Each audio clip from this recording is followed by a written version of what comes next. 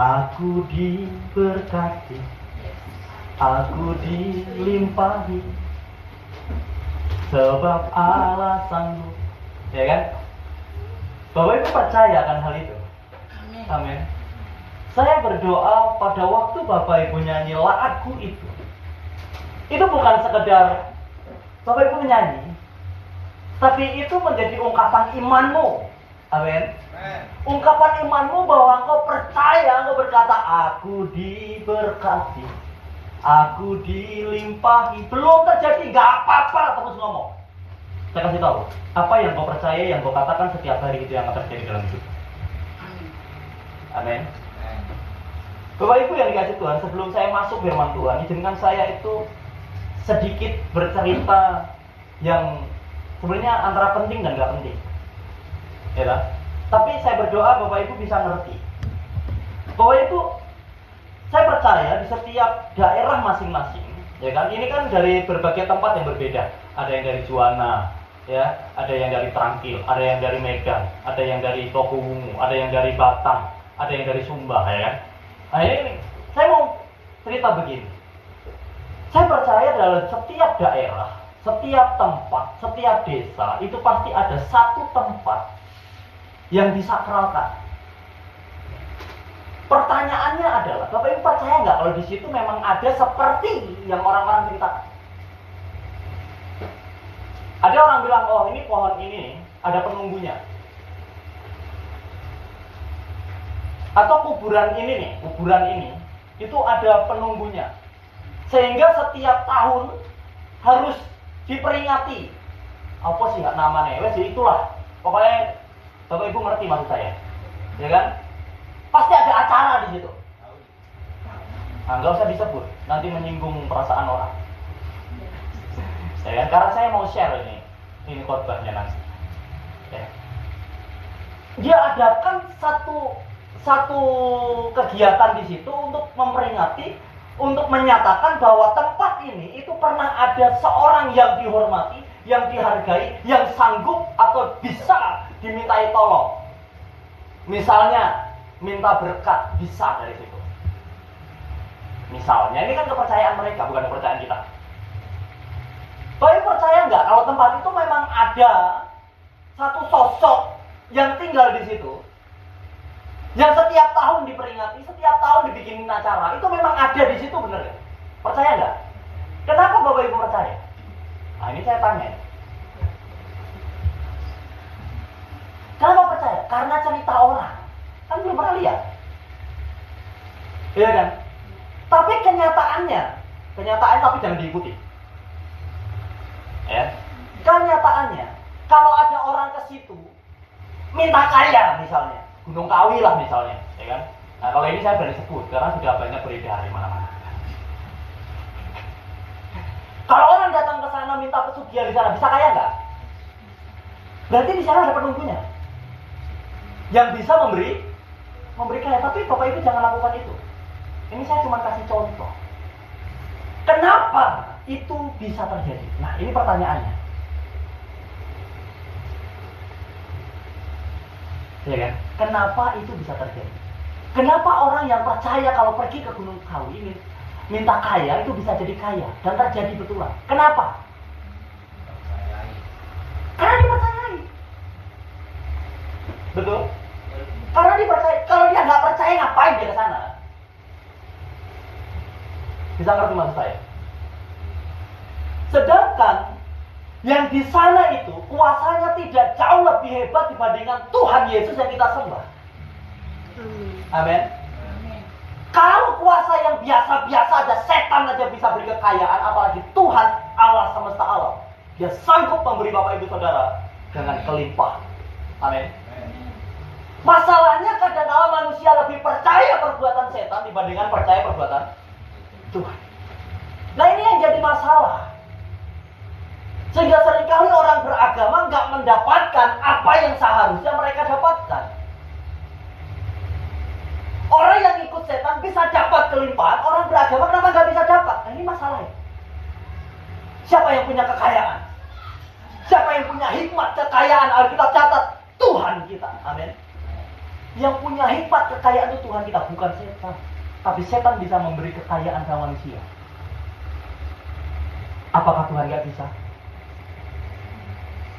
Halo? Apa Tuhan nggak bisa? Sangat bisa. Amin. Saya sudah berkata sama Bapak Ibu Saudara, saya pastikan 1 tahun ini khotbah saya tentang berkat. Saya pastikan. Enak kok? Enak. Karena saya rindu apa yang Tuhan berikan sama saya. Rema yang Tuhan berikan sama saya terjadi pada saudara semua di tempat ini. Amin. Saya rindu. Nah, tema saya hari ini itu berkat dan persembahan. Apa hubungannya antara berkat dan persembahan? Kita nanti akan sama-sama belajar. Apa sih hubungannya antara berkat dengan persembahan? Kalau mau berkat ya berkat aja, persembahan aja gitu ya? Nggak bisa. Kalau engkau mau berkat, engkau harus ada persembahan. Kalau engkau bawa persembahan, engkau sudah dipastikan engkau akan diberkati.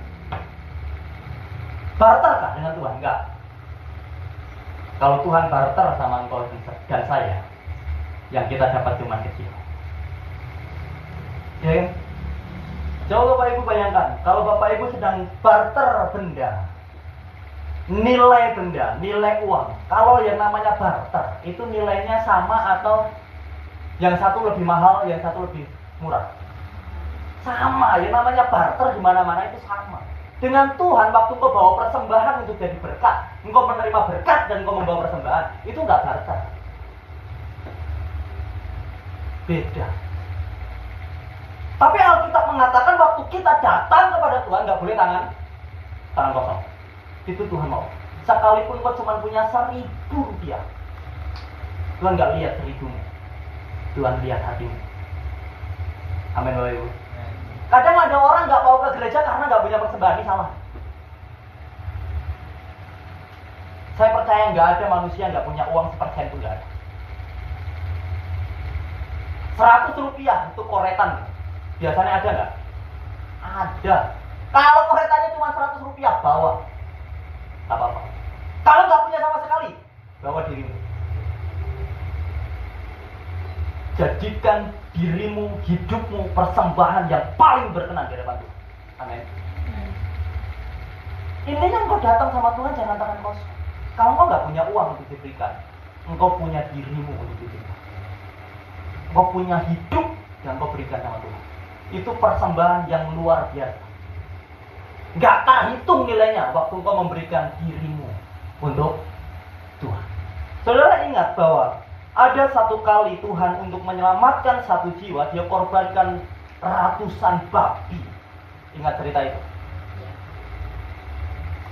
Tuhan nggak hitung-hitung untuk selamatkan satu jiwa. Saya mau bilang, hidupmu nggak terukur, nggak terhitung nilainya di hadapan Tuhan. Engkau sangat berharga. Amin. Jadi waktu engkau nggak punya uang, misalnya, kalau benar-benar nggak punya uang, ingat kalau benar-benar nggak punya uang, jangan berpikir aku nggak mau ke gereja, nggak punya persembahan. Salah, engkau salah.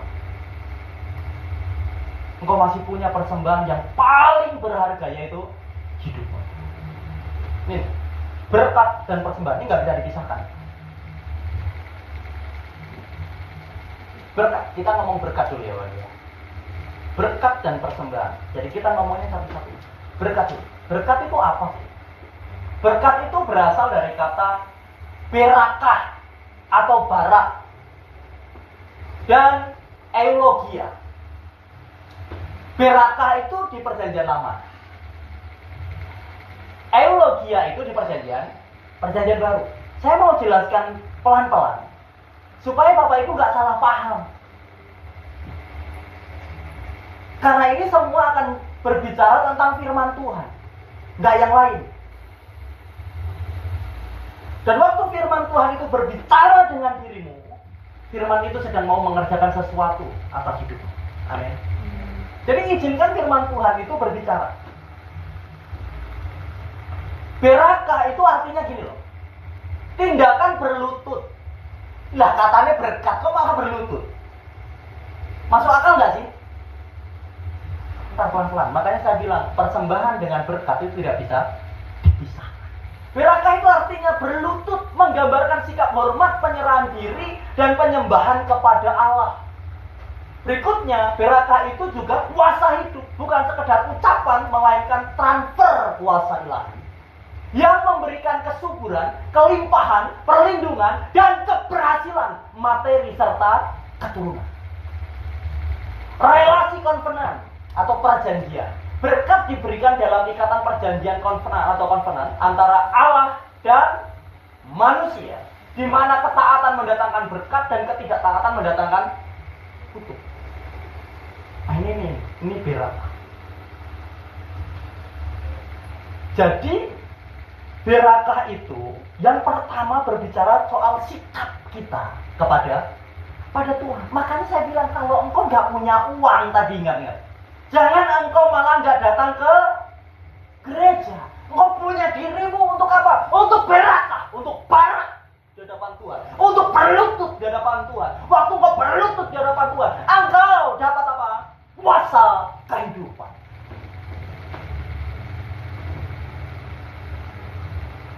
Waktu engkau berlutut, ngomong Tuhan, aku menyerah, aku berserah kepadamu, itu bukan berarti kau kalah, tapi engkau sedang siap sedia untuk menerima kuasa kehidupan. Kuasa kehidupan untuk apa? Untuk dapat transfer kuasa ilahi yang memberikan kesuburan. Engkau akan menjadi tanah yang subur. Amin. Setiap benih yang ditanam dalam hidupmu akan menjadi berlipat-lipat ganda, sebab engkau adalah tanah yang subur. Apa yang ditanam dalam hidupmu tidak akan mati, tapi apa yang ditanam dalam hidupmu akan berkelipatan menjadi 30, 60, bahkan sampai 100 kali lipat. Waktu engkau banyak berlutut di hadapan Tuhan, maka engkau akan banyak menerima transfer kuasa ilahi yang memberi kesuburan dalam hidupmu.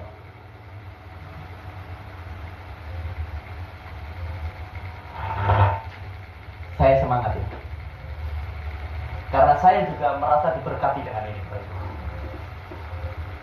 Saya siapkan ini dari kemarin, lama sekali. Bapak Ibu percayalah, saya siapkan ini 1 hari, hampir full 1 hari. Saya tinggalkan istri saya di depan laptop. Tadi saya edit lagi berjam-jam. Istri saya bilang, lama sekali, cuman edit PowerPoint aja. Gak tahu, karena saya terberkati sekali dengan ini. Waktu kita berlutut di hadapan Tuhan, kita terima transfer kuasa ilahi yang memberikan kesuburan dan kelimpahan. Bapak Ibu, kelimpahan. Siap menerima kelimpahan, amin? Kita terima bersama-sama. Kita terima kesuburan, kelimpahan, perlindungan. Nah, ini yang seringkali Bapak Ibu dan Saudara, kita semua minta sama Tuhan apa? Cuma perlindungan. Sedangkan waktu kita berlutut di hadapan Tuhan, bukan cuma perlindungan yang kau dapatkan, amin, tapi kesuburan, kuasa ilahi, bukan sekedar perkataan. Makanya tadi saya katakan, apa yang engkau ucapkan, apa yang engkau percayai di hadapan Tuhan, terus menerus engkau ucapkan dan engkau percayai, itu akan terjadi dalam hidup. Di awal saya kasih gambarannya orang ngambil pesugihan, datang ke Gunung Kawi. Di awal dia cuma percaya, dia percaya udah kaya belum? Belum, ya kan? Waktu dia percaya, aku percaya kalau aku pergi ke Gunung Kawi, aku akan kaya. Dia udah kaya belum? Belum lah. Kalau dia udah kaya, ngapain dia datang ke Gunung Kawi? Tapi waktu dia habis datang, dia lakukan ritualnya, ya, dia percaya, dia pulang dari Gunung Kawi langsung kaya? Enggak. Tapi apa yang dipercaya, apa yang diucapkan terus, karena dia sudah dari sana, dia mantap hatinya. Aku mantap, kalau aku akan menjadi kaya. Harusnya waktu engkau menghadap Tuhan, engkau harus punya kemantapan yang lebih besar, bahwa Tuhan akan memberikan kamu kelimpahan, kesuburan, perlindungan, keberhasilan secara materi. Halo, keberhasilan secara materi loh jadinya. Dan keturunan. Keberhasilannya bukan hanya pada diri kita, tapi juga pada keturunan kita. Amin. Bahkan di dalam satu ketaatan, keberhasilan anak cucu akan lebih besar dibandingkan keberhasilan kita.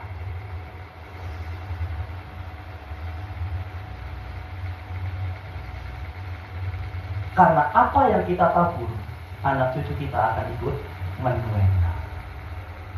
Tuayan itu lebih banyak daripada yang ditabur, atau lebih kecil, atau lebih sedikit ya? Lebih banyak.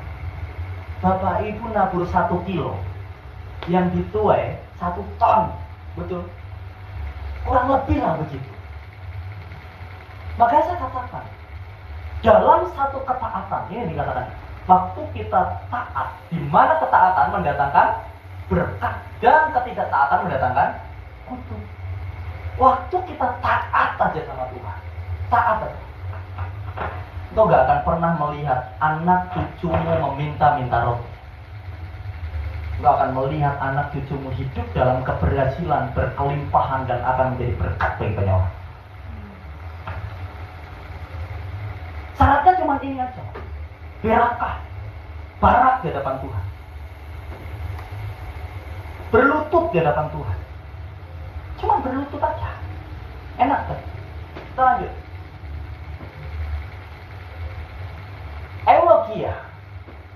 Eulogia itu berbicara tentang perkataan baik. Kalau kita baca di Matius 5 kalau nggak salah ya, berbahagialah orang yang menderita, berbahagialah orang yang miskin, berbahagialah orang yang, ya kan gitu. Kenapa orang menderita diomong berbahagia?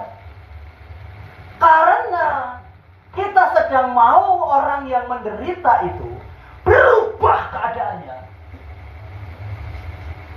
Berubah keadaannya menjadi orang yang berbahagia. Amin. Karena eulogia itu berkata tentang perkataan baik. Makanya ucapkan terus perkataan baik tentang hidupmu dan masa depanmu.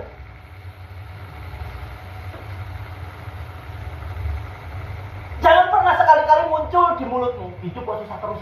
Stop. Mulai hari ini, stop. Amin doa ibu. Mulai hari ini stop kata-kata itu. Terus perkatakan hal baik, maka engkau akan diberkati Tuhan. Karena berkat itu selalu datang dari perkataan baik. Amin. Berkat itu selalu datang dari perkataan baik. Waktu engkau lihat anakmu nakal, katakan, engkau anak yang baik, engkau anak yang diberkati, engkau anak yang berkelimpahan, engkau anak yang sukses, engkau anak yang berhasil. Dan itu akan terjadi dalam kehidupan anak kita. Saya dengan istri sedang belajar, walaupun Dede itu belum lahir, kita selalu ngomong, diberkati. Sejak dari dalam kandungan, engkau diberkati. Penuh Roh Kudus. Terus katakan, setiap kali kita berdoa, kita doakan dia, kita doakan itu, kita perkatakan karena kita percaya perkataan baik itu selalu mendatangkan berkat. Karena berkat itu berawal dari perkataan baik. Ini eulogia, mengatakan perkataan baik atau memuji. Puji orang menderita, ngomong, berbahagialah orang yang menderita. Makanya kalau orang Kristen ada saudaranya yang mati, yang meninggal, apa yang dilakukan saudara-saudara seiman? Nyanyi sama-sama, memuji. Sebab dari pujian itu muncul satu penghiburan. Dari penghiburan itu muncul sukacita. Dari sukacita itu muncul berkat Tuhan. Amin. Nah, itu yang Tuhan mau. Eulogia itu juga berbicara tentang orientasi rohani, berbeda dengan perjanjian lama yang menekankan berkat fisik atau tanah. Perjanjian baru menggeser fokusnya pada hakikat berkat rohani, keselamatan, penebusan dosa, dan Roh Kudus. Eulogia juga berbicara tentang kristosentris atau Kristus adalah berkat tertinggi. Bapak Ibu. Nah, ini sangat luar biasa. Saudara dan saya, kita semua di tempat ini sudah menerima berkat terbaik, berkat tertinggi, yaitu Kristus. Sehingga berkat-berkat yang lain harusnya bisa kita terima. Kalau yang paling besar, yang tertinggi kita dapatkan, masakan yang biasa-biasa aja tidak kita dapatkan. Kalau yang paling bagus sudah kita terima, kalau sekedar bagus saja, kita pasti bisa. Amin. Pasti bisa. Kalau kita berbicara tentang akarnya, akar katanya tadi, maka benarlah perkataan Yesus ini. Carilah dahulu kerajaan Allah dan kebenarannya, maka semuanya itu akan ditambahkan kepada. Kalau kita gali tadi tentang berkat tadi, dari perjanjian lama berbicara tentang berlutut kepada Tuhan. Waktu kita berlutut, kita terima impartasi roh, impartasi ilahi, supaya kita dapat kesuburan, kelimpahan, kekayaan, dan lain sebagainya tadi.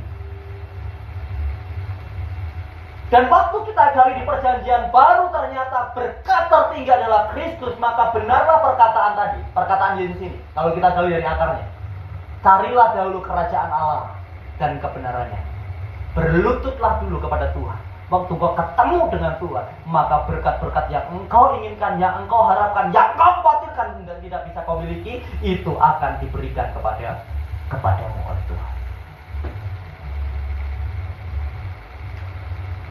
Kalau kita berlutut kepada Tuhan, kita barak dengan Tuhan, janji itu akan kita terima. Amin. Berserah kepada Tuhan. Waktu tidak ada yang bisa engkau andalkan, satu, ingat itu, satu, Yesus. Dia selalu bisa engkau andalkan dalam segala hal, dalam segala perkara, dalam segala situasi dan kondisi. Tuhan bisa engkau andalkan.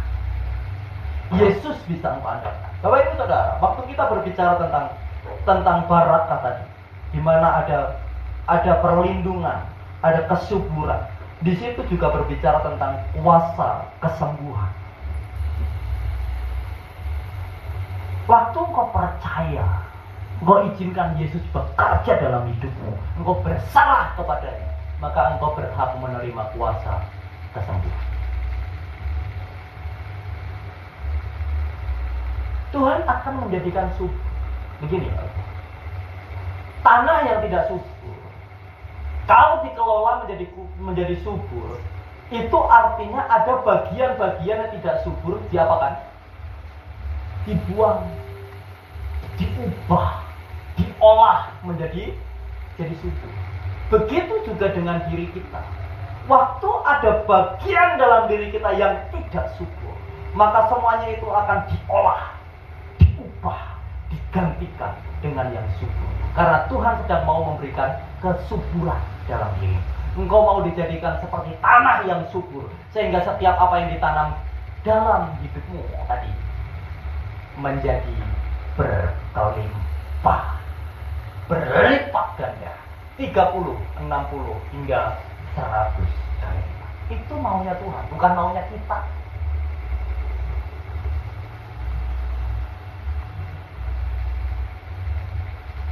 Gimana tadi lagunya? Iblis dikalahkan, kuasanya dihancurkan oleh darah anak. Aku diberkati, bukan yang satu. Tentang apa itu? Saya teringat dengan satu lagu tentang tipuan iblis. Apa sih? Bangkit rukan nama Yesus, ya kan? Mati menyatakan kuasanya. Terus iblis gemetar, kalahkan. Tipu daya iblis adalah membuat kita mempercayai kekuatan kita sendiri tanpa mau berserah kepada Tuhan, sehingga kita akan terus mempercayai bahwa yang bisa menjadikan kaya diri kita itu hanya kekuatan kita karena capek susah payahnya kita bekerja. Tapi Alkitab mau katakan bahwa berkat Tuhanlah yang menjadikan engkau kaya. Iblis sedang kasih tipu daya supaya engkau lebih percaya dengan kekuatanmu sendiri untuk menjadi kaya. Tapi Alkitab mengingatkan sekali lagi, engkau jadi kaya bukan karena usahamu, tapi karena berkat Tuhan. Selesai. Iblis dikalahkan, kuasanya dihancurkan. Nah, kalau itu situ lagi. Oleh darah anak domba. Nah, kita itu udah selesai itu, ya kan? Kuasa iblis, tipu dayanya, apa semuanya itu sudah dikalahkan oleh apa? Kuasa darah anak domba. Kristus sudah kita dapatkan, Kristus sudah kita peroleh, maka kita jangan mau ditipu daya sama iblis. Ada lagi nanti setan pakai orang yang rohani, kayaknya ngomong, wah itu teologi kemakmuran, sesat, terserah. Kalau kamu mau nggak makmur ya terserah kamu, ya kan? Kamu mau menderita terus, terserah kamu. Saya percaya selain daripada hidup menderita bersama Kristus, Kristus juga mau memberi kelimpahan dalam hidup saya. Amin. Gitu loh. Kalau mereka yang cukup mau dengan penderitaan, ya silakan menderita sendiri. Ya, kita seimbang dong, balance saja, ya kan? Kita udah menderita bersama dengan Kristus, waktunya sekarang kita berkelimpahan di dalam Kristus. Begitu. Waktu kita berkelimpahan dalam Kristus, kita menjadi berkat bagi orang yang sedang menderita bersama dengan Kristus. Enak kan? Ya kalau mereka yang mau siap untuk menderita, kita bagian daripada orang yang berkelimpahan, nolong mereka supaya penderitaannya nggak terlalu berat. Ya kan gitu? Gak apa-apa, mereka mau percaya dengan yang menderita terus. Gak apa-apa, silakan aja.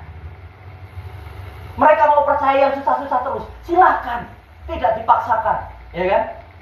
Tapi bagi kita yang mau percaya, setelah penderitaan ada kelimpahan, mari kita percaya bersama-sama. Amin. Begitu. Tapi saya di sini nih mendengar kata aminnya kurang kuat. Semoga ke depannya lebih kuat lagi. Amin, amin. Amin. Kayaknya lemah sekali. Kita lanjut. Sekarang kita berbicara tentang persembahan. Persembahan itu adalah korban. Tulisannya terlalu kecil. Coba saya turun dulu. Minggu depan saya bikin lebih besar. Pakai kaca pembesar. Persembahan itu adalah korban. Korban itu bukan dari bahasa Arab, ya. Sekalipun ada orang-orang tetangga kita yang ngomong, oh kurban. Kurban itu akarnya dari bahasa Ibrani. Kurban dari kata dasar karab yang berarti mendekat dan membawa serta. Korban itu bukan berbicara tentang motong kambing. Korban itu berbicara tentang engkau membawa sesuatu untuk mendekat kepada Tuhan. Nah, yang bisa kamu bawa apa? Gak selalu kambing. Tuhan gak makan kambing. Amin. Yang makan kambing itu saudara dan saya sampai kolesterol tinggi. Tuhan gak makan kambing. Jadi kalau kita ngomong korban, persembahan korban itu gak selalu bicara tentang kambing, harus setahun sekali enggak. Tapi setiap kali kau datang kepada Tuhan, kau harus bawa korban. Harus bawa korban. Yang pertama kali yang harus dikorbankan adalah egomu, dirimu sendiri, kedaginganmu, kemalasanmu. Itu yang harus dikorbankan. Waktu engkau bisa pakas kemalasanmu yang tadinya malas aku ke gereja, malas aku beribadah, malas aku berdoa, malas aku baca Alkitab. Pangkas itu, datang sama Tuhan, tetap kerjakan. Itu yang berbau harum di hadapan Tuhan. Karena ada kedaginganmu yang dibakar oleh kuasa Roh Kudus, dan itu akan tercium harum di hadapan Tuhan. Amin. Korbankan, bawa serta, membawa sesuatu untuk Tuhan. Nah, itu yang harus kita kerjakan. Bawa. Apa yang bisa kamu bawa? Bawa. Ke gereja cuma bisa bawa amplop kosong, gak apa-apa weh. Engkau masih bawa diri yang gak kosong. Dirimu gak kosong gak bawa itu. Masih ada nyawa kan? Bawa itu. Tapi kalau engkau masih bisa membawa sesuatu, bawa. Karena Tuhan ingin engkau membawa sesuatu untuk mendekat kepadanya. Bawa sesuatu untuk mendekat kepadanya. Persembahan itu juga dari kata olah atau persembahan unjukan. Nanti ini akan saya bahas tentang persembahan unjukan. Atau bakaran. Naik ke atas persembahan ini dibakar seluruhnya.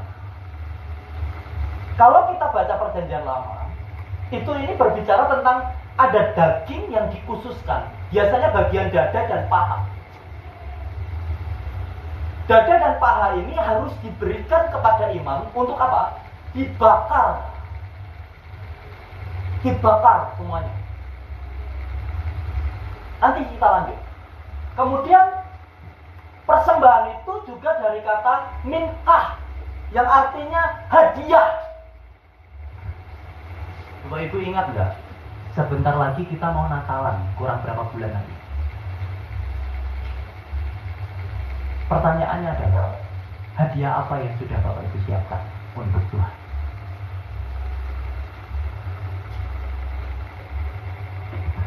Seringkali kita itu kebalik, ya kan? Setiap kali Natalan kita minta hadiah kepada Tuhan. Natal Tuhan, aku minta ini.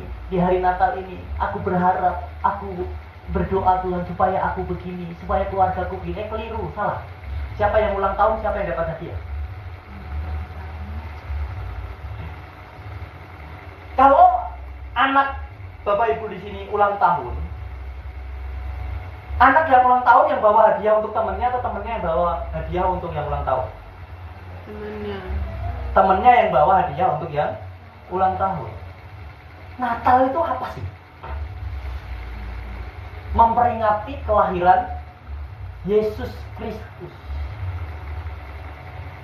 Bahasa sederhananya, artinya Yesus sedang ulang tahun gitu loh. Terus Bapak Ibu dan saya datang, bawa hadiah nggak? Biasanya nggak bawa kan? Suruh persembahan pujian itu, isin aku. Padahal nyanyi sama-sama rame-rame lo isin. Baju kue ini, gak waktu kuahnya, gak apa-apa Tuhan gak lihat itu. Tuhan sedang mau ada hadiah yang bisa kita berikan. Amin. Persembahan itu bicara soal hadiah. Makanya kalau kita ngasih persembahan, itu kita belajar di sini. Kenapa harus ada amplop? Nggak semua gereja sediakan amplop. Kenapa kita sediakan amplop? Minimal supaya uangnya nggak diremes-remes. Hadiah itu yang terbaik atau yang terburuk ya? Yang terbaik. Kalau uangnya udah diremet-remet itu yang terbaik atau yang terburuk? Walaupun itu uang 50.000, kalau udah diremet-remet itu yang terbaik atau yang terburuk? Terburuk loh. Makanya kita sediakan amplop supaya apa? Minimal walaupun 2.000 atau 5.000 itu yang terbaik. Nggak diremet-remet. Ya kan? Karena kita sedang memberi hadiah. Persembahan itu hadiah. Anggap saudara dan saya sedang ngasih hadiah sama dia. Lanjut supaya nggak terlalu lama. Persembahan itu juga berbicara dari kata terumah atau persembahan khusus yang dipisahkan dari keseluruhan hasil panen atau hewan untuk diberikan kepada Tuhan. Segala hak milik imam. Nah, ini yang seringkali sudah tidak dilakukan. Saya sedang tidak meminta sama Bapak Ibu, nggak minta. Saya sedang mengajarkan prinsip Alkitab. Ada yang namanya persembahan itu terumah atau persembahan khusus. Persembahan khusus itu gini. Bapak Ibu punya ayam, ya kan? Ayamnya bertelur. Habis bertelur, jadi apa? Jadi anak ayam. Anak ayamnya, telurnya 12, anak ayamnya yang netes cuma 9.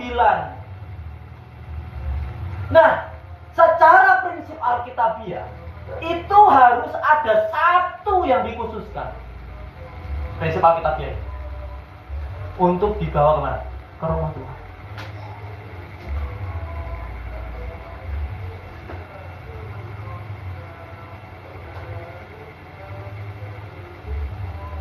Kenapa bangsa Israel nggak pernah kekurangan? Dia itu negara kecil. Diajak perang yuk siapa ya? Kok nggak kekurangan loh, ya kan? Kok nggak miskin loh? Dimusuhi banyak negara, dibenci banyak bangsa. Nggak miskin tuh Israel. Kenapa?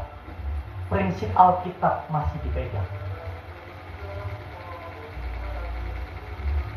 Dan percayalah, Tuhan tidak pernah mengingkari janjinya. Ingat, saya bicara ini bukan saya sedang minta-minta sama Bapak Ibu, enggak. Saya harus mengajarkan prinsip kebenaran. Amin. Karena kalau saya nggak mengajarkan prinsip kebenaran ini, saya berdosa di hadapan saudara, saya berdosa di hadapan Tuhan. Kenapa saya berdosa di hadapan saudara? Karena saya sedang menutup pintu berkat bagimu. Karena saya tidak memberitakan apa yang harusnya engkau terima. Jadi saya mau nggak mau, saya harus beritakan. Kayak rumah itu persembahan khusus yang harus disiapkan setiap orang pada waktu itu. Setiap keluarga, setiap kakak. Bukan per orang, per kakak. Kalau orang itu punya hasil panen dari tanah, dia ambil bagian untuk dibawa ke rumah Tuhan. Dia punya berkat dari hewan, dia ambil bagian untuk dibawa ke rumah Tuhan. Nah ini yang saya katakan, saya itu nggak minta-minta, tapi saya sedang menceritakan prinsip Alkitab untuk Bapak Ibu ketahui. Mau dilakukan silahkan, nggak dilakukan silahkan, karena yang akan dapat untung Bapak Ibu Saudara, bukan saya. Ngerti maksud saya? Waktu kau melakukan perintah Tuhan, kau lakukan firman Tuhan, yang untung siapa? Kamu. Nih, waktu dibawa ke rumah Tuhan, semua itu sebagian ada yang menjadi hak milik imam. Makanya saya ngomong dari awal, saya tidak sedang minta-minta. Nanti Bapak Ibu salah mikir, wah itu karena dia pengen ini. Enggak. Selama ini saya pelayanan, saya nggak pernah minta apapun. Tapi prinsip ini Bapak Ibu dan Saudara semua harus tahu. Harus tahu. Percayalah, orang yang melakukan firman Tuhan hidupnya tidak akan kekurangan. Tidak. Jadi di zaman itu, bukan di zaman itu, firman Tuhan itu menceritakan bahwa persembahan itu berbicara tentang rumah persembahan khusus yang setiap kali orang diberkati oleh Tuhan lewat tanah, maka dia akan membawa bagian itu dia ambil lebih dulu sebelum dijual. Dia ambil lebih dulu, diberikan untuk rumah Tuhan. Kalau itu dari ternak, dia ambil dulu bagiannya, dibawa ke rumah Tuhan. Semuanya itu akan jadi bagianmu dan akan terus dibuat Tuhan. Tidak ada yang mandul dari ternakmu dan tidak ada yang tidak subur dari tanahmu. Itu janji Tuhan. Kemudian ada yang persembahan itu juga berasal dari kata bikurim atau buah sulung dari semua penghasilan dibawa ke imam. Ini yang berat loh itu.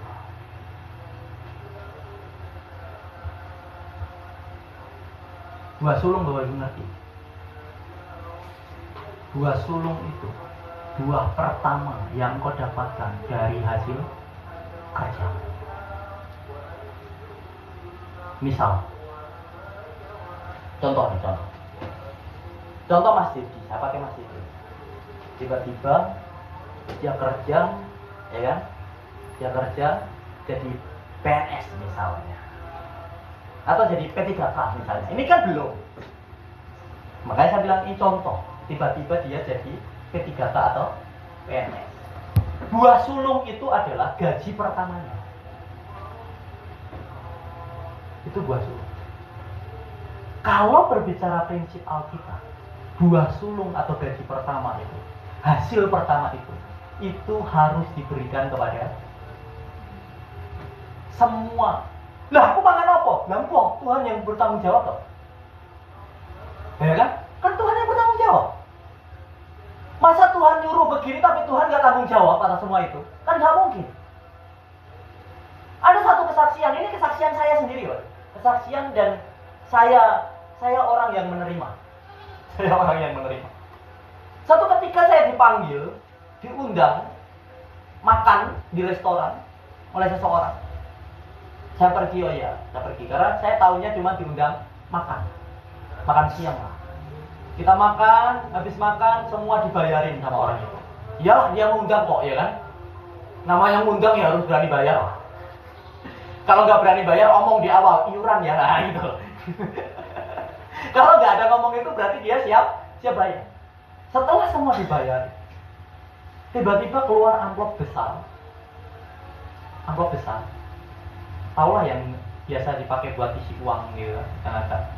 Banyak kan biasanya amplopnya coklat panjang, ya kan? Gitu. Kasih ke saya ngomong, ini apa ini? Dia bilang gini, saya sudah berjanji sama Tuhan untuk belajar melakukan firman Tuhan. Ya kan? Oh, apa mas? Karena dia masih mas-mas. Saya berjanji bahwa buah sulung dari penghasilan saya atau gaji pertama saya itu saya berikan kepada hamba Tuhan. Terus kenapa diberi kepada saya? Karena selama ini saya belajar banyak.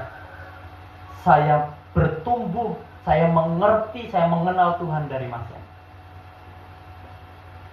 Jadi tolong diterima. Saya waktu itu enggak.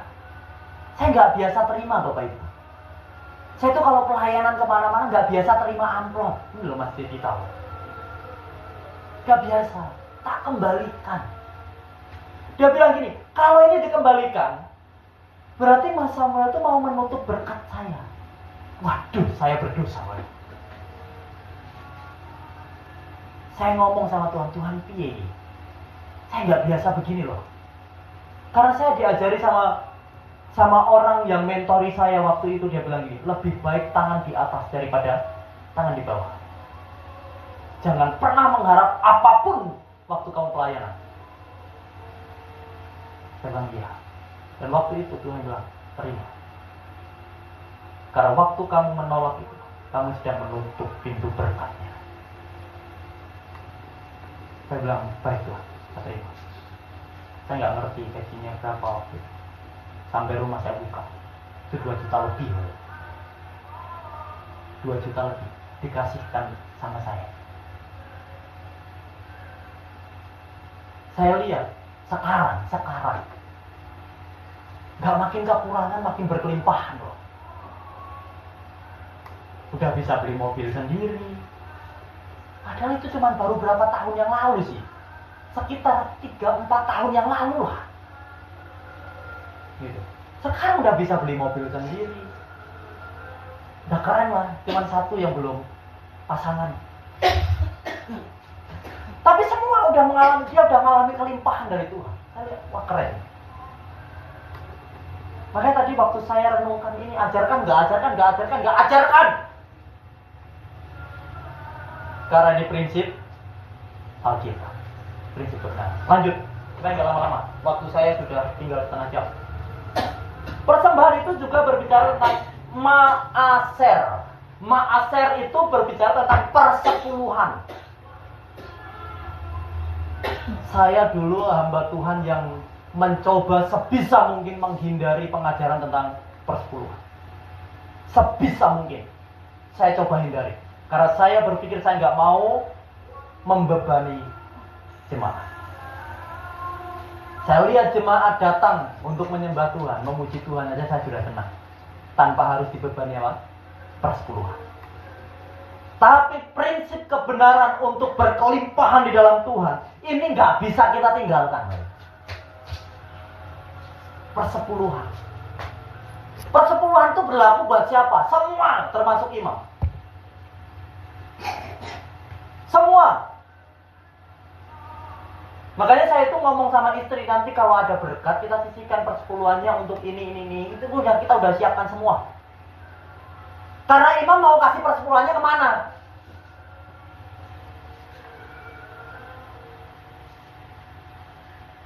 Prinsipnya itu gini. Di dalam keimaman itu ada yang namanya ma'aser minha ma'aser, atau persepuluhan dari persepuluhan. Bingung nggak? Bingung? Persepuluhan dari persepuluhan, bingung nggak? Saya mau kasih tahu ini. Umat membawa persepuluhan ke rumah Tuhan. Rumah Tuhan memberikan persepuluhan kepada imam. Imam memberi persepuluhan lagi. Kemana? Ya salurkan fakir miskin. Nah itu imam, ujungnya imam di situ. Fakir miskin, janda-janda. Tapi prinsipnya gini, jemaat membawa persepuluhan ke rumah Tuhan. Rumah Tuhan memberi persepuluhan kepada imam. Imam memberi persepuluhan. Itu yang namanya ma'aser minha ma'aser. Persepuluhan dari persepuluhan.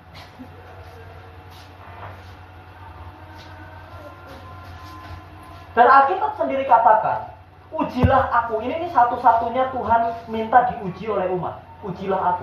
Apakah aku tidak akan membukakan tingkap langit bagimu? Kalau engkau memberikan persepuluhan di rumah Tuhan. Lanjut, baik. Saya lama di sini kan? Supaya saya nggak lama. Persembahan itu juga dari kata tusia atau korban sembelihan. Tadi saya udah bicara tentang ini. Korban sembelihan itu gini, kalau zaman dulu itu harus bawa hewan.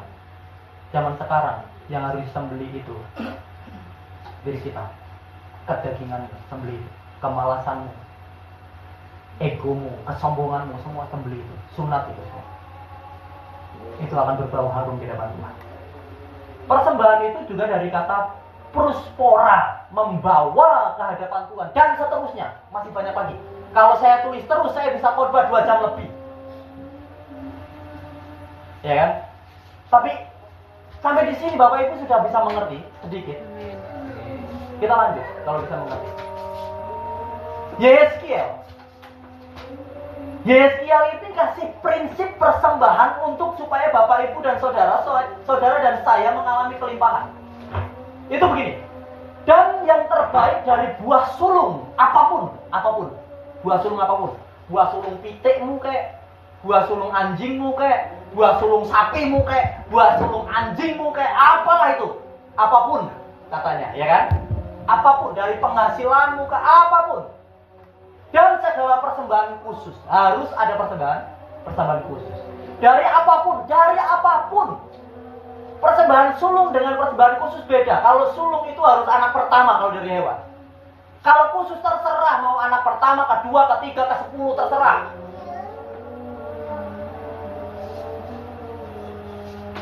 Persembahan sulung itu kalau dari uang itu hasil gajimu pertama kali. Kalau persembahan khusus terserah. Mau 1/10 dari gajimu, mau 1/5 dari gajimu, mau 1/3 dari gajimu terserah. Karena itu persembahan khusus. Bagian, ini lagi ya kan? Itu menjadi bagian imam lagi. Dan yang terbaik dari buah sulung apapun dan segala persembahan khusus dari apapun dari segala persembahan khususmu adalah bagian imam-imam. Bagian imam-imam. Juga yang terbaik dari tepung jelemu harus kamu berikan kepada imam supaya rumah-rumahmu mendapat berkat. Makanya saya tuh pernah mendengar satu khotbah seorang hamba Tuhan bilang gini, saya itu mulai hati-hati untuk menerima berkat. Saya nggak mau menerima berkat dari orang jahat, karena setiap orang yang memberkati hamba Tuhan, rumahnya akan mendapat berkat. Kalau orang jahat yang memberkati hamba Tuhannya terima-terima aja, berarti hamba Tuhan itu sedang kompromi supaya orang jahat semakin diberkati. Saya waktu itu memikirkan, kok gitu ya? Emangnya betul ya? Orang yang memberi persembahan kepada memberkati hamba Tuhan, dia akan semakin diberkati. Ini ada ayatnya. Ternyata ada ayatnya. Saya pikir itu cuma asumsinya dia waktu itu. Tapi ternyata ada ayatnya. Waktu saya coba siapkan firman ini dikasih ayatnya.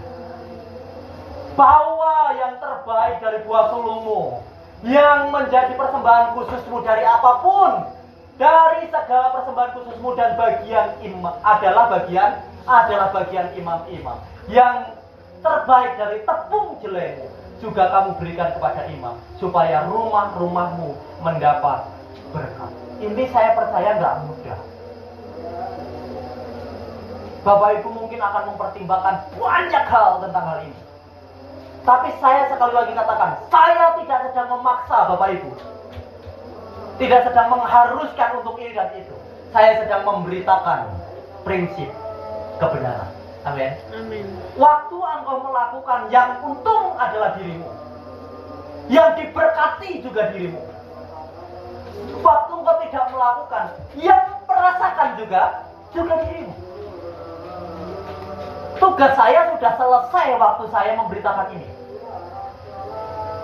Setelah engkau mendengar, yang punya tugas sekarang adalah engkau.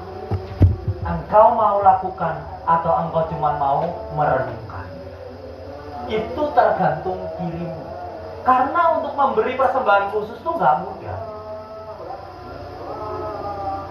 Nggak mudah. Contoh. Janda miskin lagi, ya kan? Ketemu sama Elia, dia kasih khusus buat Elia, sehingga rumahnya mendapat berkat. Anak-anaknya nggak kelaparan.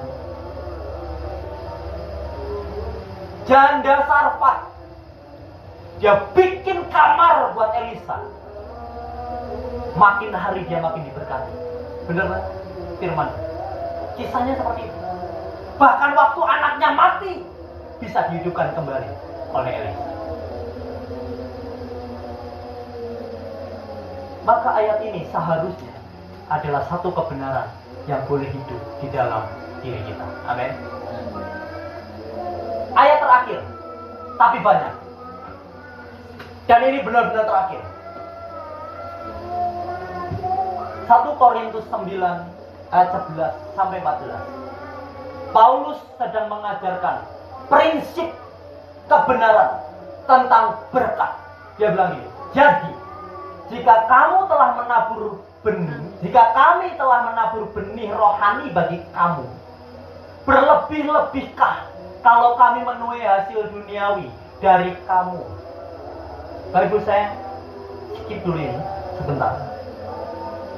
Saya mau kembali lagi ke belakang. Banyak orang bertanya begini seringkali, Mas, kalau saya mau bawa persembahan persepuluhan itu enaknya kemana? Iya kan? Enaknya kemana? Langsung ke fakir miskin kah? Langsung ke janda-janda kah? Langsung ke anak-anak yatim kah? Saya bilang enggak. Prinsip persembahan persepuluhan bagi umat tetap harus ke rumah Tuhan. Harus ke rumah Tuhan. Rumah Tuhan kepada imam. Imam memberikan kepada janda-janda, fakir miskin, anak-anak yatim. Terus ini, kepada hamba Tuhan yang mana, kepada gereja yang mana engkau harus membawa persembahan persepuluhan? Pada gereja yang menabur benih rohani pada dirimu. Pada hamba Tuhan yang menabur benih rohani pada hidupmu. Yang membuat kamu bertumbuh, makin kenal dengan Tuhan, makin dekat dengan Tuhan. Disitulah engkau membawa persembahan. Paulus sedang ngomong nih, kalau kami menabur benih rohani padamu, berlebihankah kalau aku minta hal yang duniawi daripadamu? Enggak. Paulus itu sedang ngomong enggak berlebihan. Seandainya pengkhotbah itu selesai khotbah minta bayaran. Ini seandainya. Itu enggak berlebihan. Itu enggak sesuatu yang salah. Tetapi Paulus mengajarkan kepada setiap pengkhotbah, kepada setiap imam, kepada setiap hamba Tuhan, supaya tidak selalu memakai hak itu. Kalau orang lain mempunyai hak untuk mengharapkan hal itu daripada kamu, bukankah kami mempunyai hak yang lebih besar? Tetapi kami tidak mempergunakan hak itu. Sebaliknya, kami menanggung segala sesuatu supaya jangan kami mengadakan rintangan bagi pemberitaan Injil Kristus. Makanya saya katakan, saya memberitakan kabar baik pada saudara di tempat ini, pada Bapak Ibu di tempat ini. Saya mengabarkan prinsip Alkitab di tempat ini. Namun saya tidak sedang menggunakan hak saya untuk saya bisa menuai hal yang duniawi dari hidup saudara di tempat ini. Kalaupun seandainya saya mau menggunakan hak itu, karena saya sudah merasa menabur benih rohani dalam hidup saudara di tempat ini, saya berhak meminta sesuatu yang duniawi dari saudara untuk kehidupan saya. Namun saya sedang tidak menggunakan hak itu. Saya sedang memberitakan kabar baik. Entah Bapak Ibu mau kerjakan atau tidak, yang mendapat untung saudara di tempat ini. Amin. Saya sedang tidak menggunakan hak untuk memeras. Saya sedang tidak menggunakan hak untuk meminta. Saya sedang memberitakan prinsip kerajaan sorga. Saya sedang memberitakan prinsip Alkitab. Di mana engkau mau diberkati, maka lakukanlah tadi yang di atas yang sudah saya beritakan. Kerjakan itu, maka engkau akan semakin diberkati oleh Tuhan. Rumahmu akan diberkati, lumbungmu akan diberkati. Engkau tidak akan kekurangan, namun engkau akan berkelimpahan. Engkau akan subur, engkau akan mengalami segala sesuatu yang selama ini tidak bisa engkau bayangkan. Dan keturunanmu pun akan mengalami kelimpahan karena ketaatan. Amin. Tidak tahukah kamu bahwa mereka yang melayani dalam tempat kudus mendapat penghidupan dari tempat kudus, dan bahwa mereka yang melayani mezbah mendapat bagian mereka dari mezbah itu. Demikian pula Tuhan telah menetapkan bahwa mereka yang memberitakan Injil harus hidup dari pemberitaan Injil. Ini prinsip Alkitab. Sekali lagi saya katakan, saya sedang memberitakan prinsip kebenaran. Untuk Bapak Ibu mau melakukan, silakan Bapak Ibu renungkan baik-baik. Renungkan sungguh-sungguh. Sampai engkau mendapat satu peneguhan dari Tuhan. Yes Tuhan, aku mau diberkati. Aku mau dilimpahi. Aku mau ngalami apa yang jadi janji Tuhan. Dan aku percaya semua akan tergenapi dalam hidupku. Amin. Waktu Bapak Ibu percaya itu, saya ulang